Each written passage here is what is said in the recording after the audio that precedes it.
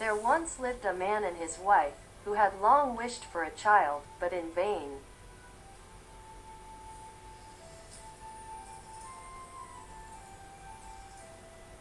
Now there was at the back of their house a little window which overlooked a beautiful garden full of the finest vegetables and flowers. But there was a high wall all round it, and no one ventured into it, for it belonged to a witch of great might, and of whom all the world was afraid.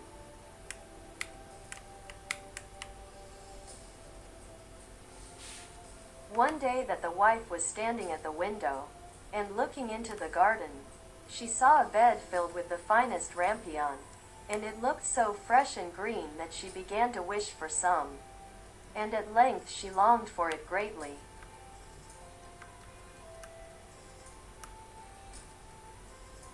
This went on for days, and as she knew she could not get the rampion, she pined away, and grew pale and miserable. Then the man was uneasy, and asked, "What is the matter, dear wife?"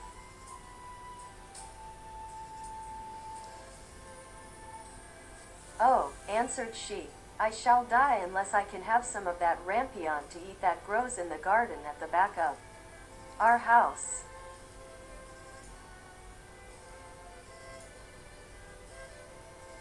The man, who loved her very much, thought to himself, "Rather than lose my wife I will get some rampion, cost what it will."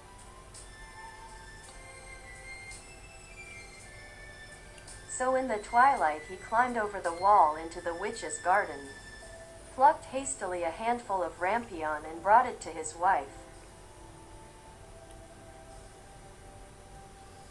She made a salad of it at once, and ate of it to her heart's content.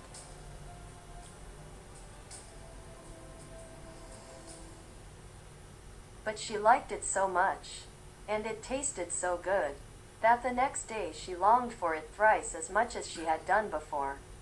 If she was to have any rest, the man must climb over the wall once more.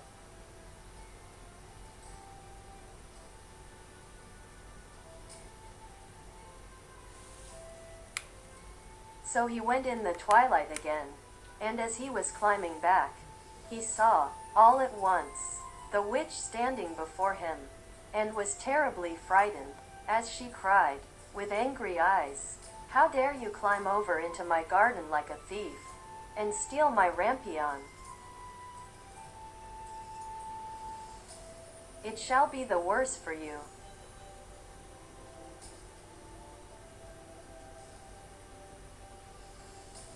"Oh," answered he, "be merciful rather than just. I have only done it through necessity, for my wife saw your rampion out of the window, and became possessed with so great a longing that she would have died if she could not have had some to eat."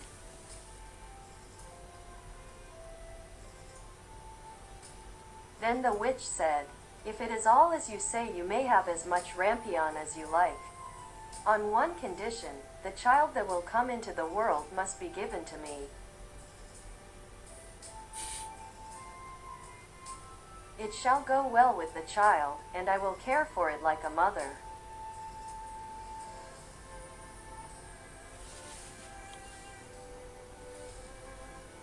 In his distress of mind the man promised everything, and when the time came when the child was born, the witch appeared, and, giving the child the name of Rapunzel, which is the same as rampion, she took it away with her.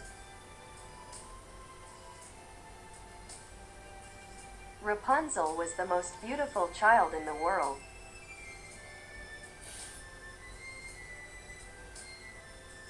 When she was 12 years old, the witch shut her up in a tower in the midst of a wood, and it had neither steps nor door, only a small window above. When the witch wished to be let in, she would stand below and would cry, "Rapunzel, Rapunzel, let down your hair." Rapunzel had beautiful long hair that shone like gold. When she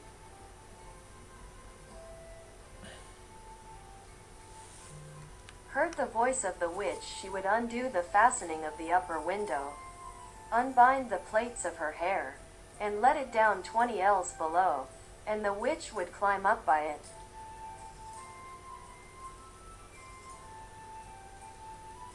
After they had lived thus a few years, it happened that as the king's son was riding through the wood, he came to the tower, and as he drew near he heard a voice singing so sweetly that he stood still and listened.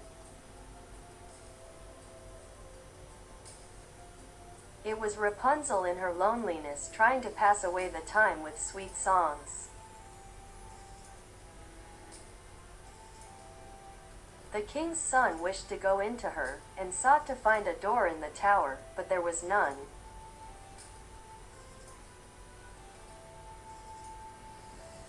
So he rode home, but the song had entered into his heart, and every day he went into the wood and listened to it.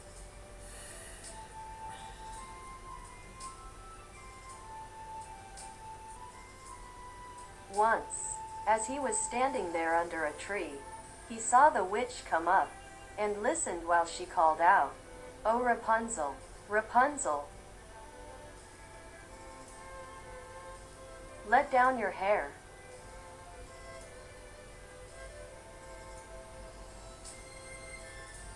Then he saw how Rapunzel let down her long tresses, and how the witch climbed up by it and went into her.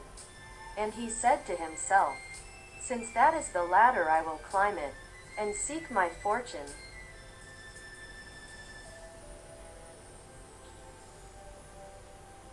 And the next day, as soon as it began to grow dusk, he went to the tower and cried, "O Rapunzel, Rapunzel, let down your hair." And she let down her hair, and the king's son climbed up by it.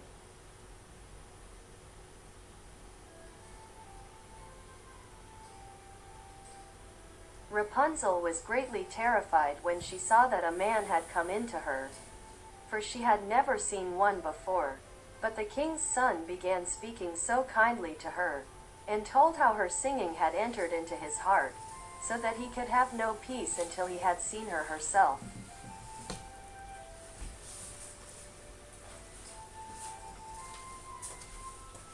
Then Rapunzel forgot her terror, and when he asked her to take him for her husband, and she saw that he was young and beautiful, she thought to herself, "I certainly like him much better than old Mother Gothel," and she put her hand into his hand. She said, "I would willingly go with thee, but I do not know how I shall get out."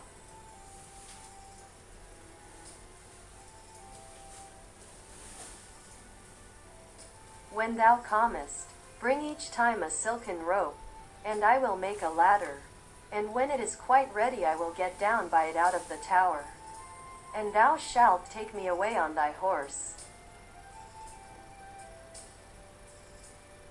They agreed that he should come to her every evening, as the old woman came in the daytime.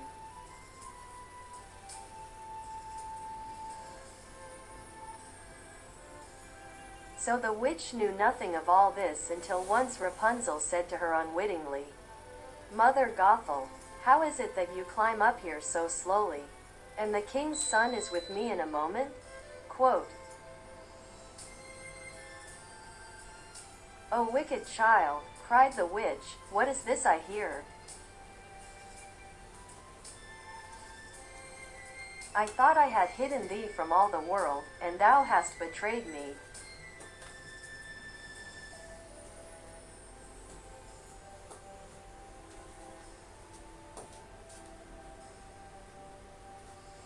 In her anger she seized Rapunzel by her beautiful hair, struck her several times with her left hand, and then grasping a pair of shears in her right, snip, snap, the beautiful locks lay on the ground.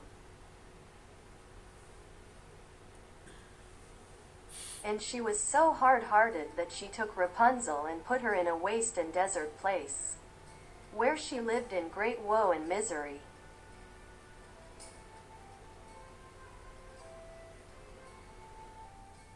The same day on which she took Rapunzel away, she went back to the tower in the evening and made fast the severed locks of hair to the window hasp. And the king's son came and cried, "Rapunzel, Rapunzel, let down your hair."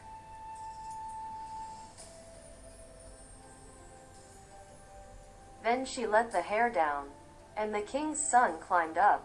But instead of his dearest Rapunzel, he found the witch looking at him with wicked glittering eyes. Aha, quote.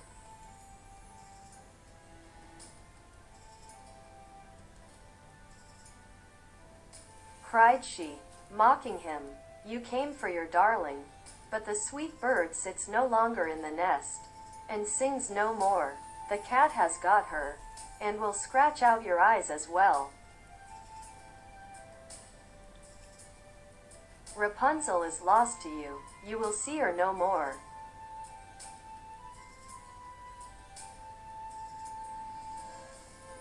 The king's son was beside himself with grief, and in his agony he sprang from the tower. He escaped with life, but the thorns on which he fell put out his eyes.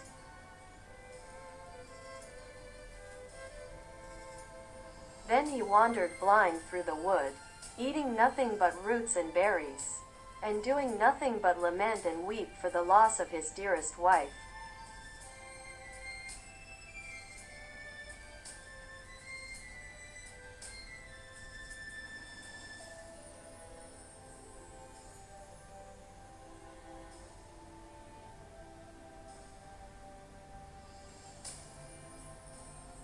So he wandered several years in misery until at last he came to the desert place where Rapunzel lived with her twin children that she had born, a boy and a girl.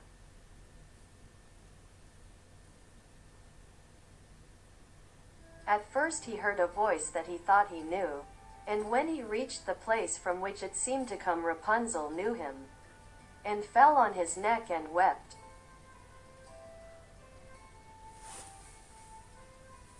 And when her tears touched his eyes, they became clear again, and he could see with them as well as ever.